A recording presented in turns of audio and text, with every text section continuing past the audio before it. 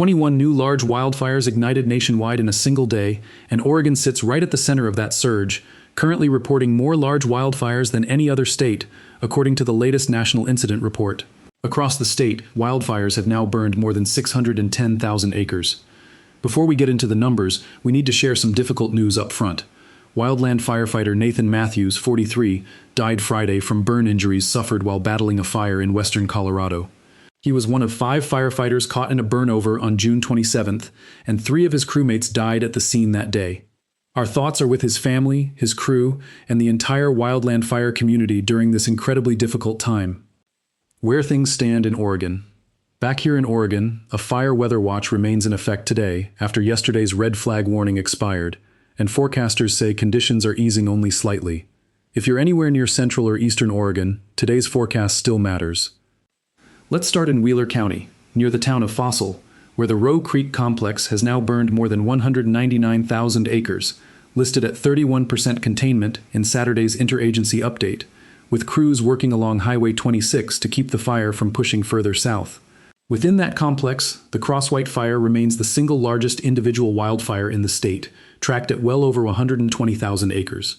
Just to the north, in Gilliam County, the Hay Creek complex has burned close to 157,000 acres, with containment near 45%. Also in Gilliam County, the Porcupine Ridge Fire sits near 80,000 acres, with containment still only in the 10 to 15% range. Down in Crook and Jefferson counties, the Brewer Fire has burned roughly 33,700 acres, with containment remaining low at around 5%. Near Madras, Oregon, the 10-mile fire has held fairly steady, mapped at around 4,700 acres as of Saturday, thanks to some overnight humidity recovery. Firefighters there are focused on holding control lines west of Highways 97 and 293, keeping the fire north of Trout Creek. Crews are also watching the newer Green Mountain Fire near Prineville in Crook County, where level 1, 2, and 3 evacuation notices are all active. Today's weather. Yesterday, the National Weather Service in Pendleton had a red flag warning posted for the southern Blue Mountains and Central Mountains fire zones, covering southwest winds gusting up to around 30 miles per hour, with relative humidity dropping as low as 11%. That warning has since expired, and today those same zones are instead under a fire weather watch, valid until 7 p.m. this evening. Yesterday, the Storm Prediction Center placed nearly all of central and eastern Oregon under a critical risk for wildfires. Today, forecasters say that risk area has shrunk to more of an elevated risk, though officials stress that elevated does not mean low danger.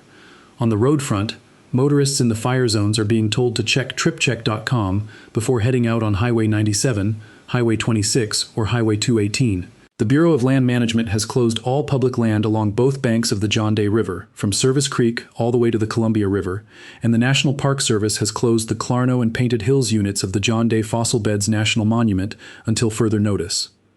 Evacuation levels remain active across Wheeler, Wasco, Jefferson, and Crook counties, with level 1, 2, and 3 notices posted depending on the neighborhood. If you're in one of those counties, local officials want you signed up for alerts through Oregon's official emergency notification system.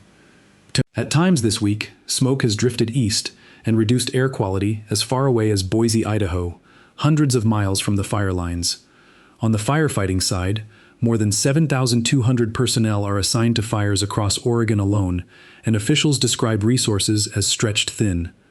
Multiple incident management teams, along with structure protection task forces sent up from California, are coordinating the response across several counties. The extended outlook. The weather over the next few days won't make containment any easier.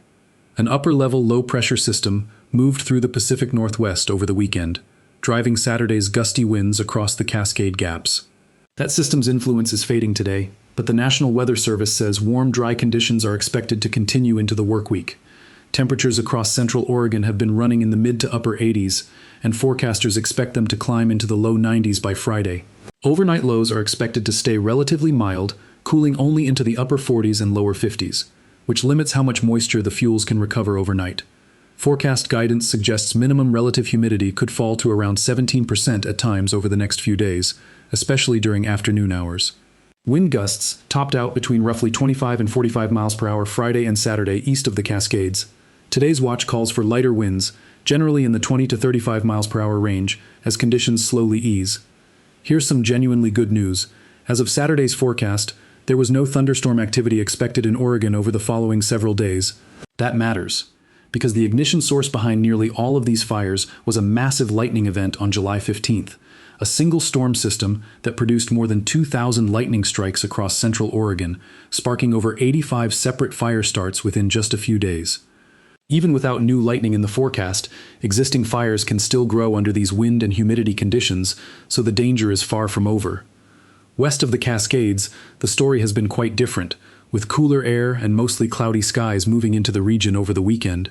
High temperatures on the west side topped out in the upper 70s, and coastal areas even saw a chance of stray sprinkles or light showers. That west side cooldown hasn't done much for the fire zones east of the mountains, since the two sides of Oregon remain in very different weather patterns. Confidence beyond Wednesday is lower, and there's no confirmed fire weather outlook yet for late in the week. We'll pass along any new red flag warnings or watches the moment the National Weather Service issues them. The bigger, nationwide picture. Nationally, this fits into a much bigger pattern. The most recent National Situation Report listed 88 large fires burning across the country, 21 of them brand new that day. That report from the National Interagency Coordination Center listed more than 1.5 million acres currently active nationwide, nearly 4.1 million acres burned across the U.S. so far this year, and just 6 fires contained that day. Minnesota, California, and Washington were also dealing with active large fire clusters in that report, though none matched Oregon's 21 active incidents. So while Oregon is the epicenter of this story, it's very much a nationwide fire season unfolding at the same time. Day by day in central and eastern Oregon. As of this morning, the southern Blue Mountains and Central Mountains fire zones are under a fire weather watch rather than a full red flag warning, valid until 7 p.m. tonight, reflecting winds and humidity that are less extreme than Saturday's, though conditions can still allow existing fires to become more active during peak afternoon heat. On the Roe Creek complex, crews say they plan to prep sections of Highway 26 for controlled burn operations, coordinating with the Crosswhite West fire if conditions allow. Looking toward tomorrow, Monday, forecasters expect lighter winds, though humidity is expected to remain low, so existing fires could still see continued activity. By Tuesday and Wednesday, highs are forecast to climb back toward the low 90s across central Oregon. For now, fire managers are using this relatively calmer stretch to reinforce containment lines before any renewed period of wind or heat arrives. On the Roe Creek complex, Saturday's operational update described continued dozer and handline work north of Cougar Mountain Road and along the Highway 26 corridor. On the Hay Creek complex, crews reported continued work strengthening containment lines near Lower and Middle Rock Creek roads.